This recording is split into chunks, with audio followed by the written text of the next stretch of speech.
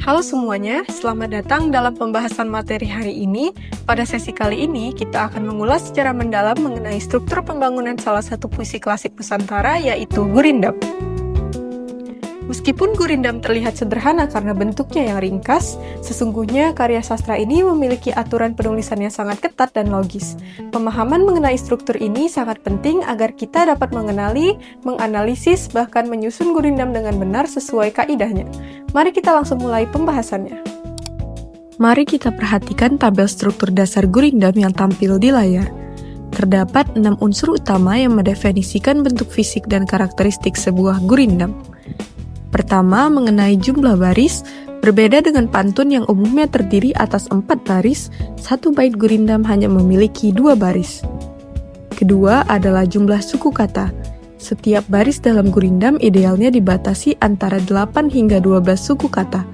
Aturan ini berfungsi untuk menjaga ritme pembacaan agar tetap seimbang saat dilisankan. Ketiga adalah aspek rima. Gurindam menggunakan pola rima AA. Artinya, bunyi vokal atau konsonan di akhir baris pertama harus sama dengan bunyi di akhir baris kedua. Keempat adalah hubungan antar baris. Baris pertama dan baris kedua memiliki hubungan logis yang sangat kuat, yaitu berupa hubungan sebab akibat atau kausalitas. Kelima, dari segi isi, di dalam Gurindam kita tidak mengenal adanya sampiran atau kalimat pembuka yang kosong seperti pada pantun. Seluruh bait, sejak baris pertama hingga baris kedua, seutuhnya adalah isi yang membawa pesan langsung. Dan unsur yang keenam adalah fungsi. Pada umumnya, Gurindam digunakan sebagai media untuk menyampaikan nasihat, pendidikan moral, serta ajaran keagamaan. Mari kita bedah lebih dalam mengenai aspek hubungan sebab akibat atau kausalitas ini. Bagian ini merupakan fondasi utama yang membangun logika berpikir di dalam sebuah Gurindam. Baris pertama diposisikan sebagai sebab atau syarat.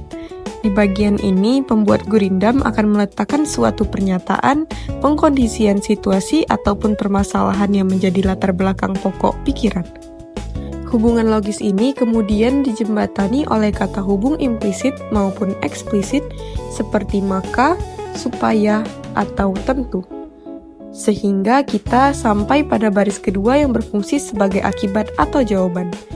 Di baris kedua inilah termuat konsekuensi nyata, solusi, jalan keluar maupun nasihat dari kondisi yang sudah dipasang pada baris pertama. Struktur logis yang saling mengikat ini memastikan bahwa pesan moral di dalam Gurindam tersampaikan secara meyakinkan dan mudah diterima oleh logika berpikir pembaca. Agar diperoleh gambaran analisis yang lebih nyata, mari kita perhatikan penerapan struktur ini pada satu contoh bait Gurindam berikut. Pada baris pertama bait Gurindam ini, kalimat ini berfungsi sebagai sebab. Isinya menetapkan prasyarat, yaitu keinginan kita untuk mengidentifikasi karakter orang yang berilmu. Pada baris kedua kalimat ini berfungsi sebagai akibat atau jawaban dari tindakan.